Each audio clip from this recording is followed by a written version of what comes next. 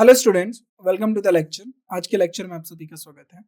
आज हम अपने वर्ब का सेकंड पार्ट शुरू करने जा रहे हैं, यानी ऐसे क्वेश्चंस जो हमारे वर्ब के पूछे गए हैं या प्रीवियस ईयर एग्जाम्स में, या फिर कुछ इन्हीं के जैसे क्वेश्चंस आपके आगे भी पूछे जाएंगे।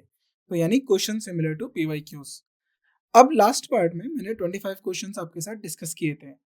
अब इस पार्ट में बाकी के क्वेश्चन शुरू करने से पहले थोड़ा बहुत हम वर्ब को रिवाइज कर लेते हैं। लास्ट में हम एक टॉपिक पे बात कर रहे थे, वो ये था कि ऑब्जेक्ट और सब्जेक्ट को लेके। इस पे मैं आपको थोड़ा सा और एक्सप्लेन करना चाहता हूँ। राइट, ये मैंने आपको थ्योरी पार्ट में पढ़ाया है, उसमें बताया भी है, लेकिन इसको और थोड़ा समझिए। देखिए, जितने भी 8 पार्ट्स ऑफ स्पीच होते हैं ना, उसमें से ऐसे 2 पार्ट्स ऑफ स्पीच है जिनके हमारा ऑब्जेक्ट होता है।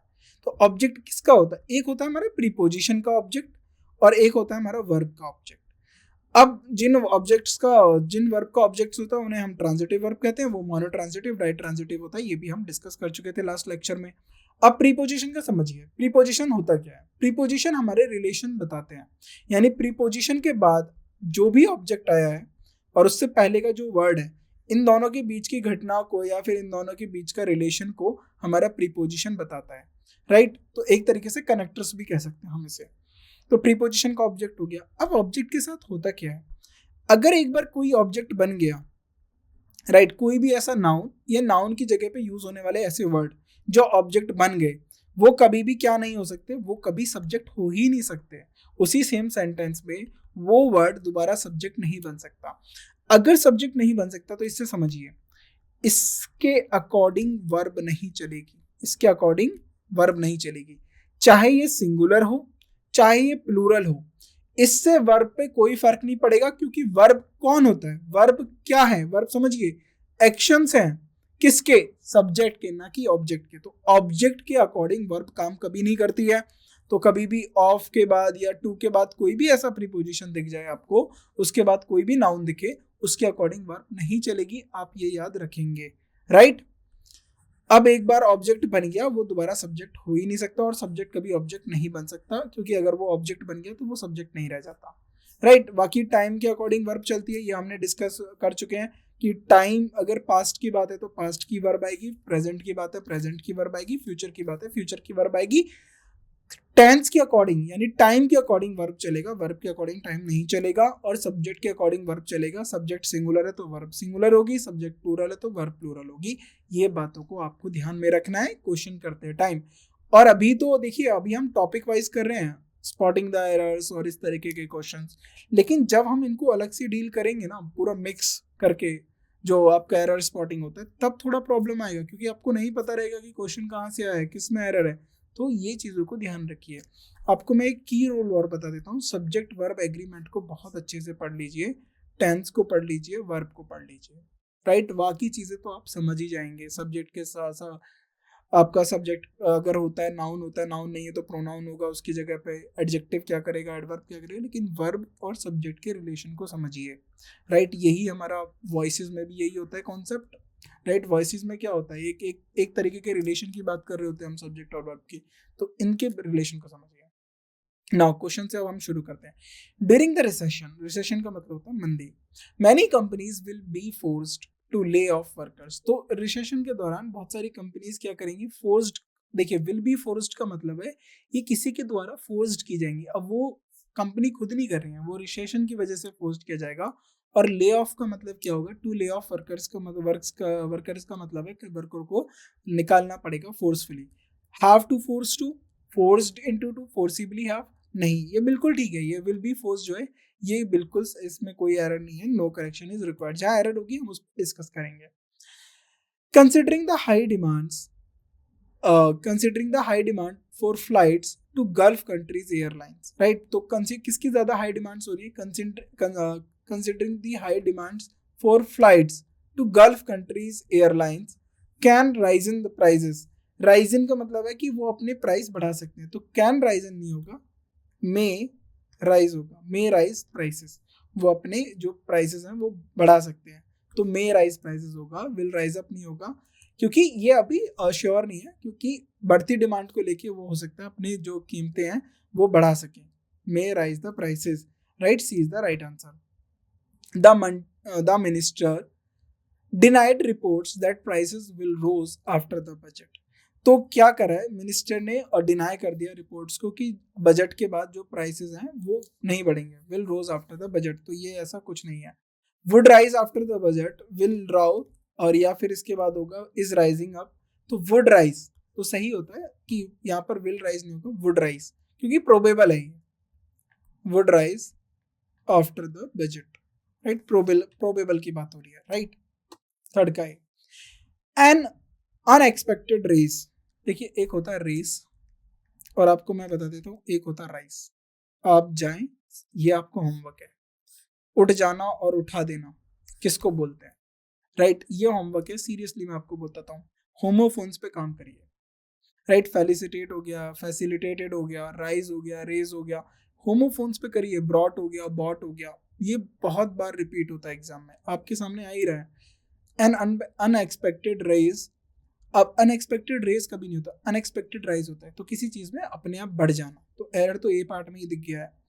In the cost of living as well as a decline in employment opportunities resulted in the rapid implementation of new government programs for the unemployed। तो ए पार्ट में एरर है, वो मैंने आपको बता दिया, राइज होगा, रेज को नहीं होगा, राइज होगा, right. Now the residential area of town lies along the west bank of the river. तो यानी रेजिडेंशियल एरिया की बात हो रही है। The residential area of town lay along, तो ले काट दीजिए, राइट, ये नहीं होता। Residential area town is laid नहीं होता, इज लाइंग नहीं होता। Residential area of town lies कहाँ पर स्थित है, along the west bank of the river, right. A is the right answer. We had swam across the river before the sunset. तो sunset से पहले ही उन्होंने क्या करा, नदी को पार कर लिया। तो we had swam, SWUM। Had के साथ क्या आ रहा है, वर्ब की थर्ड फॉर्म, SWM, राइट। तो क्योंकि वी हैड स्वैम, देखिए पास्ट परफेक्ट टेंस की बात हो रही है ना, तो पास्ट परफेक्ट टेंस की हो रही है, तो हैड के साथ क्या होता है, वर्ब की थर्ड फॉर्म होती है, याद रखेंगे। Now in a group you may found, अब क्या बोल रहा है, in a group you may found 1 or 2 people who tend to be extremely vocal। तो किसी भी ग्रुप में आपको यू मे फाउंड, अब ये इन जनरल बात हो रहा है कि किसी भी ग्रुप के अंदर आप एक या दो ऐसे लोग मिल सकते हैं जो बहुत ज्यादा वोकल होते हैं, यानी बोलते हैं। तो यू मे फाउंड नहीं होता है, यू मे फाइंड, आपको मिल सकते हैं, राइट। ये जनरल सिनेरियो में बात हो रही है, तो बी पार्ट में एरर थी, फाउंड की जगह फाइंड आ जाएगा। Now question number 8। He took a sharp knife, उसने एक शार्प नाइफ लेके आया, and tone the covering, tone का मतलब होता है फाड़ देना, the covering made of cardboard and could not open the packet. तो उसने क्या करा, कार्डबोर्ड की जो कवरिंग है उसको फाड़ दिया और पैकेट को ओपन नहीं करा। तो यहाँ पर टोर नहीं आएगा, टोर आएगा। ही टुक अ नाइफ, पास्ट टेंस की बात हो रही है, तो V3 नहीं आएगा, V2 आएगा, राइट, V2। तो कभी भी पास्ट में जब आप लिखते हो ना, तो V2 लिखा करो। V2 जो होता है उसको हम बोलते हैं past form of verb, right. तो टोर नहीं होगा, टोन नहीं होगा, टोर होगा। Made up of cupboard but could not open the. V3 तब आता है जब या तो वो हैज हैव के साथ आ रहा हो, जैसे प्रेजेंट परफेक्ट टेंस की बात हो रही हो या पास्ट परफेक्ट की बात हो रही हो, राइट, या पैसिव फॉर्म की बात होती हो। तो बी पार्ट में एरर थी, टोर आ जाएगा, right. Now next question, question number 9। The child weight less than what is expected at his age. तो देखिए यहाँ पर जो वेट बोला गया ना, वेट का मतलब होता है वजन, यहाँ पर ये नाउन है,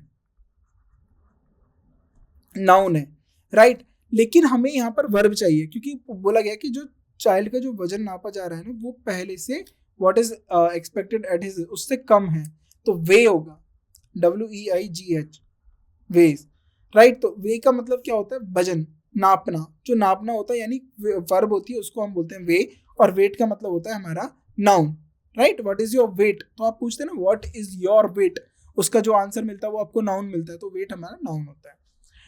The next meeting can be hold.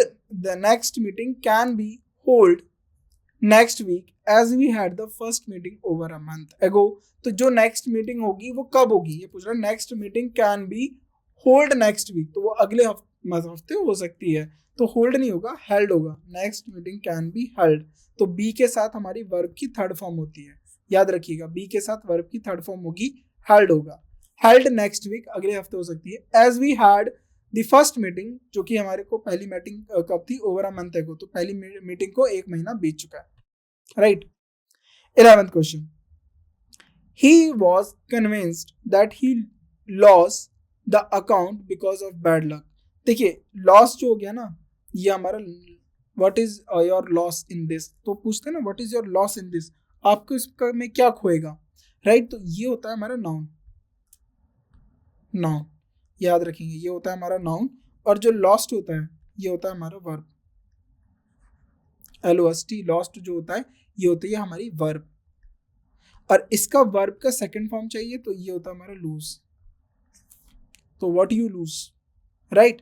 तो ही, अब यहाँ पर सी पार्ट में एरर है, तो यहाँ पर आपको क्या करना है, he lose the account because of bad luck. कैसे यूज करा, लॉस्ट क्यों नहीं यूज करा, वॉज पास्ट की बात हो रही है, वॉज कन्विंस्ड, राइट। 11 का C. Now question number 12, distrust seems to be a factor. तो डिस्ट्रस्ट जो है seems to be a factor, एक फैक्टर जो है उनको नजर आ रहा है। बोर्न, अब मैंने आपको होमवर्क दिया था, होप आपने करा होगा, बॉर्न और बोर्न का मतलब, राइट। तो ये बोर्न, बोर का मतलब होता है, बोर्न का BRO की मतलब होता है, इसका मतलब होता है ढोना, और बॉर्न का मतलब पैदा होना। Distrust seems to be a factor born out of prevailing circumstances. तो यहाँ पर जो होगा ना बोर्न होगा, राइट। तो इसका जो सही आंसर होगा बॉर्न होगा, राइट। तो वो डिस्ट्रेस, इसको समझ लीजिए, डिस्ट्रेस जो होता है ना वो एक फैक्टर नजर आता है जो जन्म देता, born out of privileging circumstances की वजह से होता है, यानी वो पैदा कैसे हुआ है, प्रिविलेजिंग सर्कमस्टेंसेस की वजह से, right. Now question number 13, the boy was almost asleep when a ball flies across the garden। तो ये स्पेलिंग ही गलत दे दी है इन्होंने, तो यहाँ पर होगा फ्लू, पास्ट टेंस की बात हो रही है तो फ्लू होगा, right. Flew across the garden, C part में आ रहा है। Now question number 14, there was very heavy rain.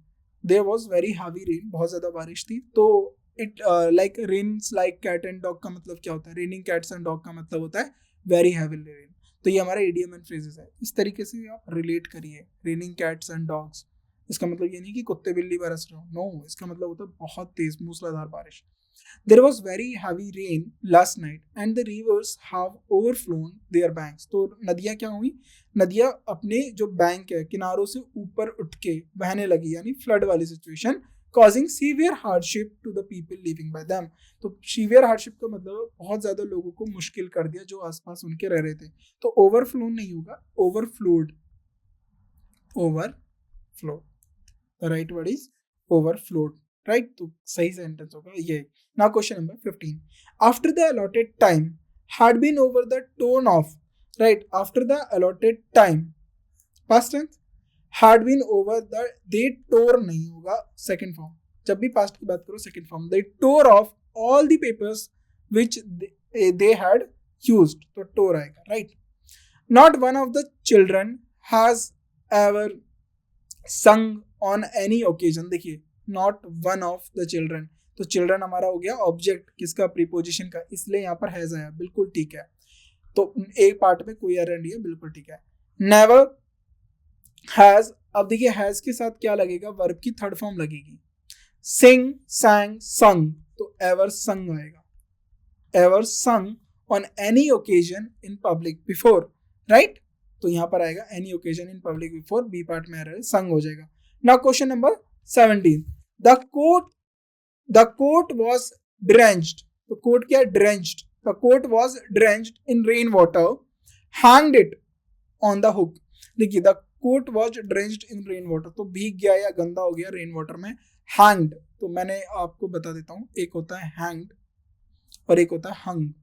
hung का मतलब होता है टांगना और hang का मतलब होता है फांसी पे चढ़ाना। तो यहाँ पर hang नहीं होगा, यहाँ पर hung होगा, hung, HUNG, hung it on the hook, उसने हुक पे उसे टांग दिया। Now next, the child cut his finger. तो चाइल्ड है, उसने अपना हाथ जो है काट लिया, his finger with a razor, तो रेजर से उसने अपना हाथ काट लिया। The child cut his finger with the razor, बिल्कुल बिल्कुल दोनों से। And ब्लीडेड profusely. प्रोफ्यूसली का मतलब होता है बैडली, बहुत ज्यादा खून बह रहा है उसका, तो ब्लीडेड नहीं होता, ब्लीड होता है।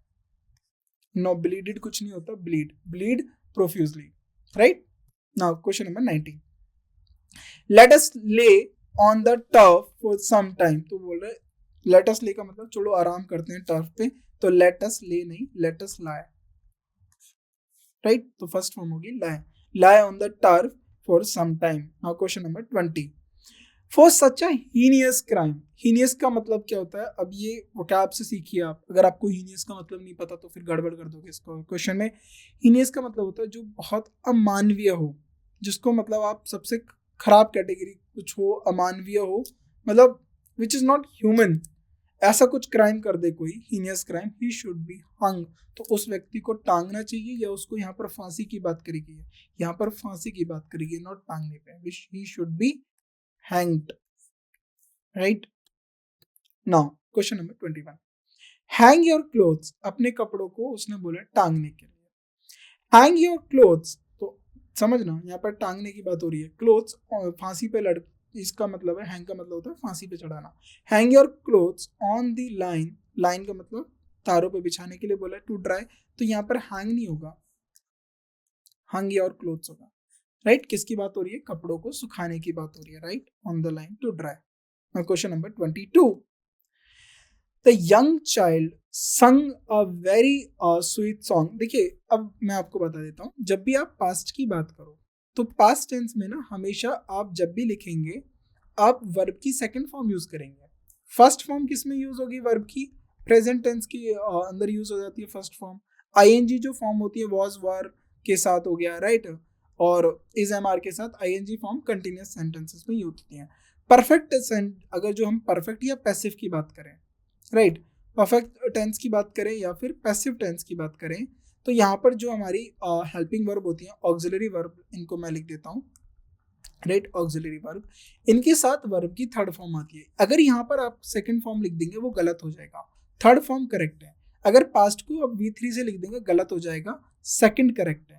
तो ये याद रखना है यहाँ पर, ये छोटी छोटी चीजें होती हैं जो आपको टेंसेस में वर्ब में बार बार रिपीट होती हैं, क्वेश्चन भी इन पे रिपीट ही हो रहे हैं। अब यहाँ पर क्या लिखा, the young child sung a very sweet song. तो एक बच्चे ने बता रहा है, एक छोटे बच्चे ने बहुत अच्छा गाना गाया था, तो संग नहीं होगा, सैंग आएगा, क्योंकि यहाँ पास्ट की बात हो रही है, राइट। तो अगर देखिए इसको आप सिंग के साथ भी कर सकते थे, a young child sings a very sweet song, तो एक जो छोटा बच्चा है वो बहुत अच्छा गाता है, अगर आप उसके बारे में बात कर रहे हो, तो सैंग भी हो सकता है, सिंग भी हो सकता है। तो सिंग नहीं होगा, सिंग्स होगा, क्योंकि यहाँ पर एक बच्चे की बात हो रही है, तो सिंग्स होगा, राइट। तो सैंग और सिंग्स दोनों चल सकते हैं, पर संग नहीं होगा, इतना याद रखिएगा। तो सैंग हो सकता है अगर हम पास्ट की बात करें, और सिंग्स हो सकता है अगर वो अभी भी गाता है, क्योंकि इसका मतलब फिर क्या हो जाएगा, एक छोटा बच्चा जो है अच्छा गाना गाता है। अब एक इसका मतलब सैंग लिख देंगे तो गाना गाया था, एक छोटे बच्चे ने अच्छा गाना गाया था, right. Now question number 23, no country can long endure if its foundations were not laid deep in the material men. अब जी की कोई भी इंड्योर का मतलब होता है सहना, कोई कंट्री ज्यादा समय तक नहीं सह सकती अगर उसकी जो फाउंडेशन है उसको ज्यादा डीप नहीं बनाएगा। तो यहाँ पर लेड नहीं होगा, लेन होगा, राइट। लाई का जो यहाँ पर देखिए वर नॉट, वर के साथ आया है, वर के साथ, वर नॉट के साथ या वर वॉज के साथ एक आपके साथ एक वर्ब आ गई है लेड, लेड। अब ये जो लेड है ना ये लाए वर्ब हो गई। अब लाए में जो आपको जो लाए का होगा, इसका वर्ब का आपको थर्ड फॉर्म चाहिए, तो इसमें हो जाएगा लेन आ जाएगा, तो लेड नहीं होगा, लेन, राइट। सी पार्ट में एरर है। Now question number 24, everyone was reading quietly. तो एवरीवन हमारा सिंगुलर होता है, उसके साथ वर्ब भी सिंगुलर है, बिल्कुल ठीक है। एवरी रीडिंग कैसा हो रहा है, क्वाइटली, शांति से पढ़ रहे हैं, कोई एरर नहीं है। व्हेन सडनली द डोर, अचानक से डोर पे क्या हुआ, burst open, suddenly the door bust open and complete stranger rushed in. तो उसके अंदर एक अचानक से बिल्कुल नया स्ट्रेंजर रश्ड इन का मतलब है बिना सोचे समझे अंदर घुस गया, कोई एरर नहीं, बिल्कुल ठीक है। Now question number 25, there will be several new visa applications। तो बहुत there will be several new visa application, right, centers opened in metros across the city। metros का मतलब होता है मेट्रो सिटीज के अंदर, across the country to ease अब देखिए इजी नहीं होगा, टू ईज होता है, ईज का मतलब होता है किसी प्रोसीजर को इजी कर देना, राइट। तो इजी नहीं होगा, टू ईज होगा, तो टू के साथ आप V1 लिखेंगे, तो इसके लिए हो गया टू ईज, क्रब कर देना, किसी चीज को आसान कर देना। Ease the pressure on embassies, तो एम्बेसीज के ऊपर जो प्रेशर है उसको कम कर देंगे, डी पार्ट में error. Now question number 26, the trust has succeeded admirably in raising. देखिए ट्रस्ट ने क्या करा, मनी को, देखिए मनी को उसने क्या करा, money for its future programs, तो चंदा इकट्ठा करना होता है, तो मनी को उसने इकट्ठा करा, राइट। तो जो ट्रस्ट है वो सक्सीड हो गया अपने फ्यूचर प्रोग्राम्स के लिए, जो मनी, जो चंदा उसको इकट्ठा करने के लिए। अगर कोई नेचुरली चीज बढ़ जाती है तो उसको हम बोलते थे राइज, अगर वो इकट्ठा की जाती है तो उसको बोलते हैं रेज। तो यहाँ पर रेजिंग द मनी होगा, RAISING, raising money for its future program, तो यानी उन्होंने वो इकट्ठा किया है, राइट। वो सडनली अपने आप नहीं हुआ है, उन्होंने इकट्ठा किया है, और अपने आप होता है तो उसको हम राइजिंग कर देते हैं। जैसे sun rises from the east, तो सूरज कहाँ होता है, सूरज पूरब से उदय होता है, रेजेस उसको थोड़ी ना कोई उठाता है, राइट, वो खुद आता है, खुद उगता है। टू लूज वेट, अब यहाँ पर बात हो रही है वेट की। टू लूज, लूज का मतलब होता है टाइट, जो LOSS का मतलब होता है, इसका मतलब होता है लूज का मतलब होता है टाइट, और लॉस्ट और लूज का वहां से आया है, तो टू लूज LOSE होगा लूज। वेट को कम करने की बात हो रही है, to lose weight cut down on what you eat and exercise regularly, तो जो आप खा रहे हो उसको कम करो और एक्सरसाइज करो, तो आपको वजन कम करने के लिए बोला है, तो टू लूज नहीं होगा, लूज मतलब हो जाता है यहाँ पर ढीलापन हो जाता है, यहाँ पर होगा लूज, कम करना, राइट। ए पार्ट में एरर थी, वो हमने ठीक कर दी। Now question number 28, I was very lucky that day, वो बोल रहा है कि मैं बहुत लकी था उस दिन, एज आई कैच्ड, तो कैच के बाद कैच्ड फिर कॉट होगा, एज आई, इसका जो सही फॉर्म होगा कॉट होगा, as I caught a lot of fish, क्योंकि उसने बहुत सारी मछलियां पकड़ी थी, तो as I caught lot of fish. Now question number 29, the data shows that, अब डेटा क्या शो कर रहा है, the employment rate has raised, तो जो एम्प्लॉयमेंट रेट है वो हैज, अब हैज आ गया, राइट। अब रेज, राइज, देखो रेज, रेज्ड और रेजन, ये हमारी जो होती है, रेज हो गया आपका, राइज हो गया, राइट, कुछ चीज उठ जाना, और रेज्ड का मतलब ये सेकंड फॉर्म हो गया, और राइजन का मतलब हो गया इसकी थर्ड फॉर्म। तो जो सही फॉर्म होगा ना, हैज के साथ मैंने आपको बताया था कि हैज, हैव, हैड, इनके साथ जब भी हम इस तरीके से जब ऑक्सिलरी वर्ब के साथ मेन वर्ब लिखते हैं तो वो थर्ड फॉर्म में लिखते हैं, तो हैज राइजन होगा, राइजन, तो बढ़ चुकी है to 6.1%, the highest in the 5 years, तो इन 5 सालों में अनएम्प्लॉयमेंट सबसे ज्यादा रेट जो है बढ़ चुकी है, राइट। तो सी पार्ट में एरर थी, वो हमने ठीक कर ली। तो ना लास्ट लेक्शन, आज की क्लास का जो है लास्ट क्वेश्चन है, या हमारी आज की क्लास का, his handicap can be attributed to the fact that he is born by an undernourished, तो ये देखिए ये जो हैंडीकैप्ड है ना वो उसका एट्रीब्यूटेड है, क्यों, क्योंकि वो अंडर नरिश्ड पैदा हुआ होता, तो बोर्न का मतलब नहीं होगा यहाँ पर, यहाँ पर BORN की बात हो रही है, राइट, नॉट BORNE की बात हो रही है। तो आप समझिए, होमोफोन्स को देखिए, बोर्न के ऊपर हमने ऑलरेडी 2-3 क्वेश्चन डिस्कस कर लिए हैं, तो कोई टफ क्वेश्चन नहीं है, बहुत इजी क्वेश्चन है, आप ऐसे क्वेश्चन इजीली बना सकते हैं।